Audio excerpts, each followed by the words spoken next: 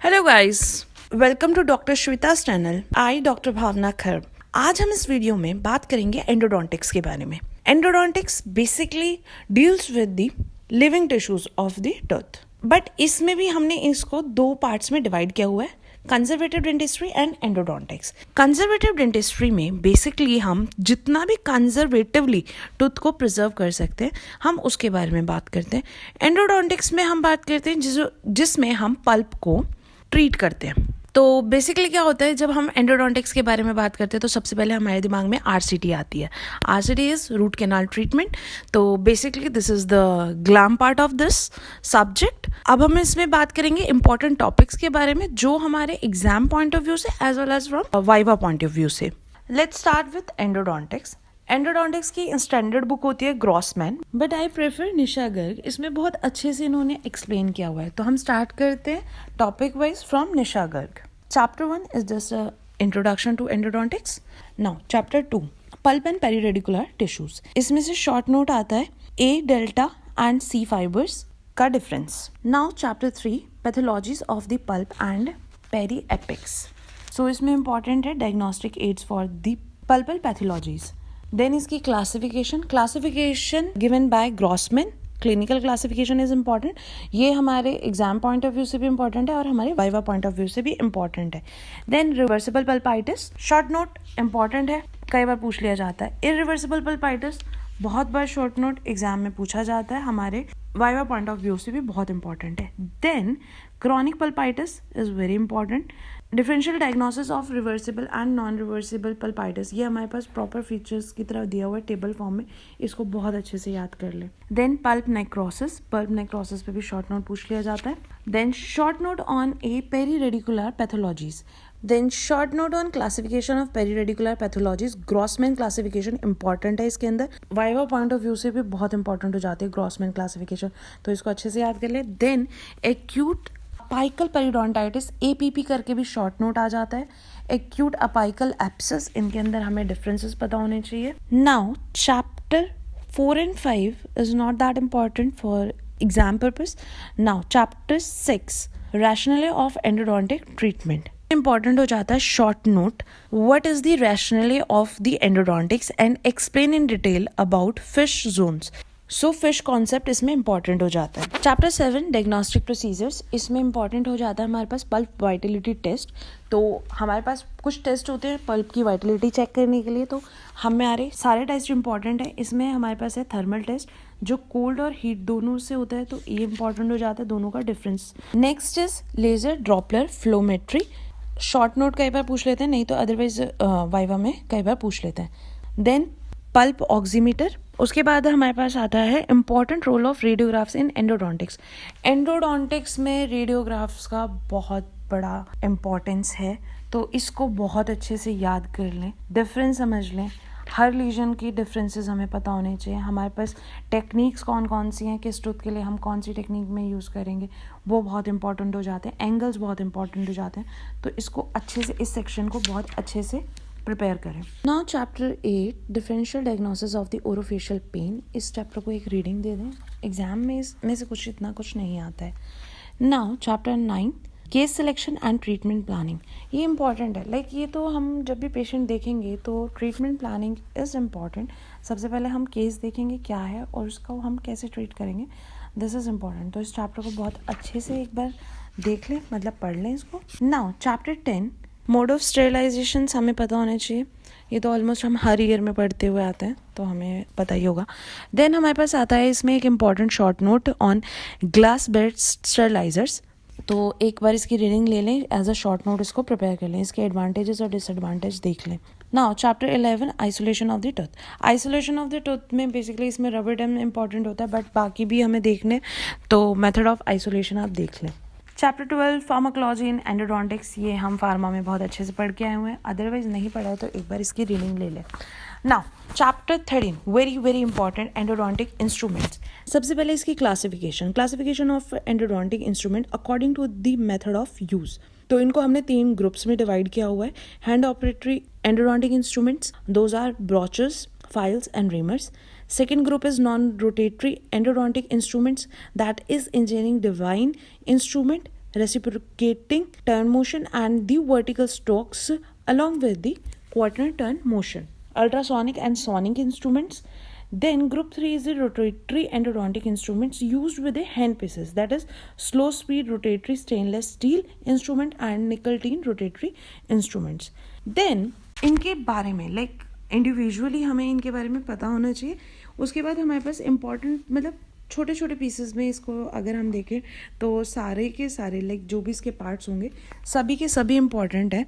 सबसे पहले आता है difference between the stainless steel and निकल टीन इंस्ट्रूमेंट्स. तो एक बहुत अच्छा सा इन्होंने टेबल दिया हुआ है, इसको अच्छे से याद कर ले. Then standardisation of the instruments given by the Ingle and लिवन.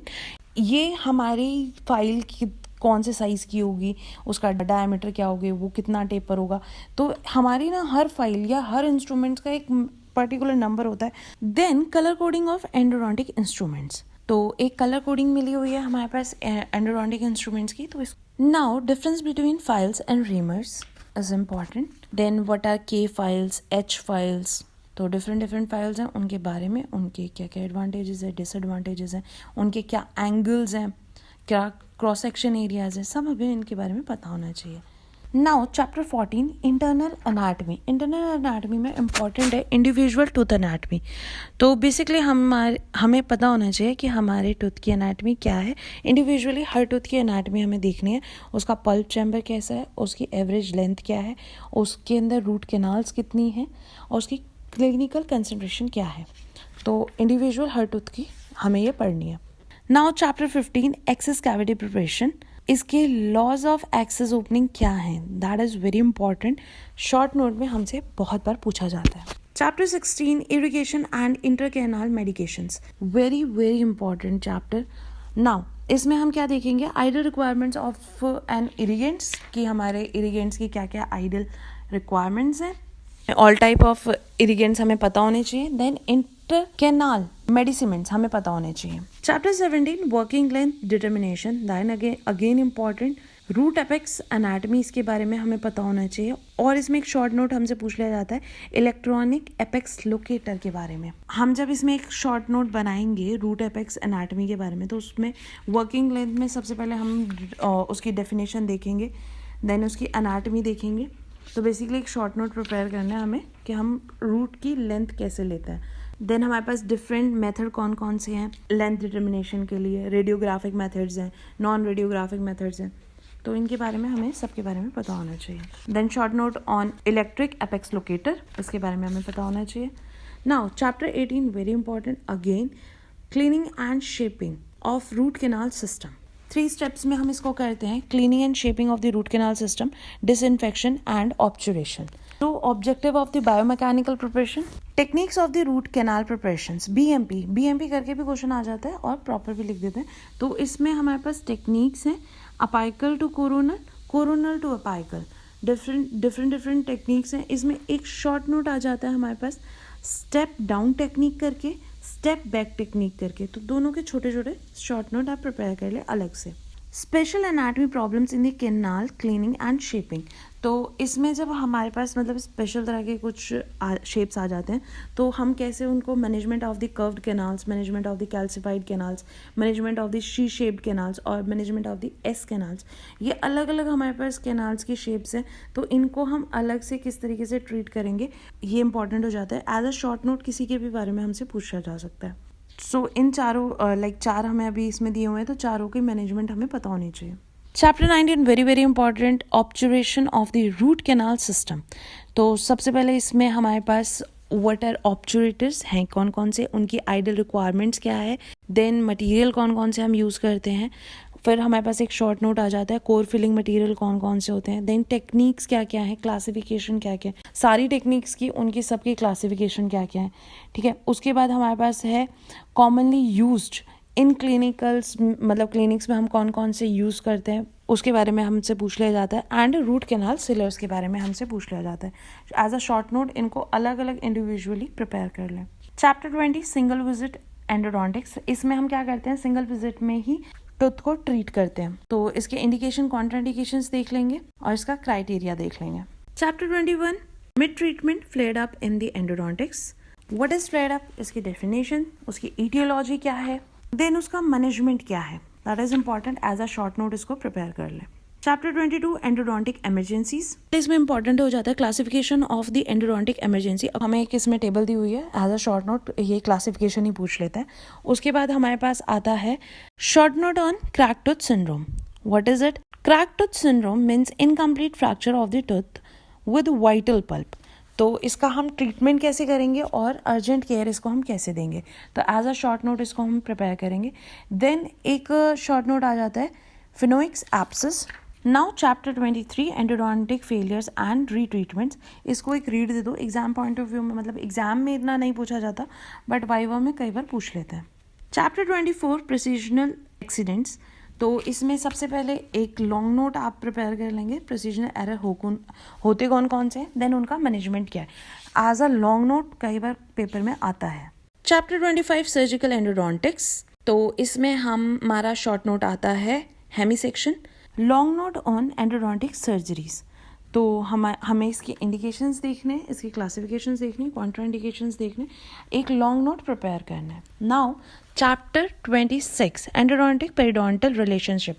Endodontic periodontal relationship में सबसे पहले ये लीजन कौन कौन से होते हैं, इसकी डेफिनेशन क्या है, इन उसकी क्लासिफिकेशन क्या है, तो इसको लेके हम एक शॉर्ट नोट प्रिपेयर कर लेंगे, एग्जाम्स में पूछा जाता है endo perio relationship. Chapter 27 restoration of the endodontically treated teeth, तो इसमें हम जब एंडोडोंटिकली ट्रीट कर देते हैं टूथ को, तो बेसिकली इसमें हम क्या करते हैं, प्रोस्थोडोंटिक रिलेशनशिप होती है एंडो के साथ, तो prosthodontic consideration in the endodontically treated teeth करके इसमें क्वेश्चन आता है। Post and core is very important, prostho के लिए भी इंपॉर्टेंट है और एंडो के लिए भी इंपॉर्टेंट है, तो इसको एक as a short note prepare कर लें। Chapter 28 management of the traumatic injuries, very very important. What is trauma, सबसे पहले हमें पता होना चाहिए। Etiology of the traumatic injury क्या क्या है वो हमें पता होनी चाहिए। Management of each and Ellis classification, Ellis classification पे एक शॉर्ट नोट अलग से आ जाता है, और लॉन्ग नोट आया है तो ट्रॉमेटिक इंजरीज पे अगर लॉन्ग नोट आया है तो उसमें भी हमें एलीज की क्लासिफिकेशन बतानी होगी। एलीज ने हमें क्लासिफिकेशन दी थी 9। क्लास 1 में उन्होंने कहा था सिंपल फ्रैक्चर होगा, एनामल इन्वॉल्व होगा। क्लास 2 में इनामल इन्वॉल्व होगा, डेंटिन इन्वॉल्व होगा, बट पल्प इन्वॉल्व नहीं होगा। क्लास 3 में क्राउन इन्वॉल्व होगा, डेंटिन इन्वॉल्व होगा, पल्प एक्सपोज हो जाएगा। क्लास 4 में traumatise tooth become non vital हो जाएगा इसके अंदर, विद और without loss of the crown structure. Then class 5 में हम टूथ लॉस कर देते हैं ड्यू टू ट्रॉमा। क्लास 6 में fracture of the root with और विदाउट क्राउन और रूट स्ट्रक्चर। देन हमारे पास क्लास 7 आती है displacement of the tooth with और विदाउट क्राउन और रूट फ्रैक्चर्स। देन हमारे पास क्लास 8 होती है फैक्टर्स ऑफ द क्राउन एमर्जेंस, and class 9 fractures of the deciduous teeth. तो बेसिकली एलीज ने हमें 9 क्लासिफिकेशन दी थी, ये इंपॉर्टेंट है, हमारे एग्जाम्स में भी लाइक एग्जाम्स में एज अ शॉर्ट नोट पूछते हैं और हमारे वाइवा में भी पूछा जाता है। Short note on avulsion is very important. Chapter 29 pulpal response to the caries and the dental procedures, इसको एक छोटा सा रीड दे दें, एग्जाम में एज सच इसमें से कुछ नहीं आता। Chapter 30 management of the discoloured tooth, तो इसमें हम क्या करेंगे, ब्लीचिंग एजेंट्स के बारे में पढ़ेंगे, ब्लीचिंग प्रोसेस के बारे में पढ़ेंगे, तो जितने भी ब्लीचिंग प्रोसीजर्स हैं उनकी क्लासिफिकेशन इंपॉर्टेंट है। Now chapter 31 and chapter 32 not that important for exam point of view, but still you have to read. Now chapter 33 tooth hypersensitivity, short note prepare करना है इसके ऊपर। Now chapter 34 very very important, pediatric endodontics. So इसमें से हमारे पास आते हैं short note एपेक्सिफिकेशन, एपेक्सोजेनेसिस, बायोडेंटिन, infected and affected dentine, pulpectomy, pulpectomy, calcium hydroxide, MTA, IPC and DPC. These are small short topics, तो इनको शॉर्ट नोट की तरह प्रिपेयर कर लें। Now chapter 35 not that important. Now chapter 36 very important, lasers in endodontics. As a short note इसको prepare कर लें कि हम कैसे कैसे लेजर्स इसमें यूज करते हैं, classification of lasers, then laser physics क्या है, टाइप्स ऑफ लेजर्स क्या है हमारे पास, then soft and hard tissue applications of the laser in dentistry क्या क्या है, किस तरीके से उन्हें यूज करते हैं, तो एक छोटा सा नोट बना लेंगे। नाउ चैप्टर 37 मैग्निफिकेशन, तो शॉर्ट नोट ऑन मैग्निफिकेशन हम एक इसमें तैयार कर लेंगे। Chapter 38 and 39 give a short read, तो इसी के साथ हमारा एंडोडोंटिक्स कंप्लीट होता है। कोई भी क्वेश्चन क्वेरी है please do comment. Happy studying. जय हिंद।